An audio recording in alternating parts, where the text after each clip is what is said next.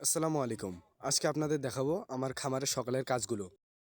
সকালে খামারে ঢুকেই যে অবস্থাটা দেখতে পারি, সেটা হচ্ছে সারা রাত গরুতে যে ময়লাগুলো করে, সেগুলো সর্বপ্রথম আমাদের পরিষ্কার করে নিতে হয়। তারপর এই ঠেলা গাড়িতে তুলে আমাদেরকে নিয়ে যেতে হয়। আমরা প্রতিদিন এই গোবরগুলো একটি নির্দিষ্ট স্থানে ফেলি। তো আজকে সেখানে নিয়ে যাব না। আজকে গোবরগুলো আমাদের খুলিতেই রাখবো। তো এখানে গোবরগুলো দিয়ে ঘষি বানানো হবে। তারপর পরেই শুরু হয় আমাদের খামারের দ্বিতীয় কাজ। এরপরে আমরা গরুর দুধ দহন করি।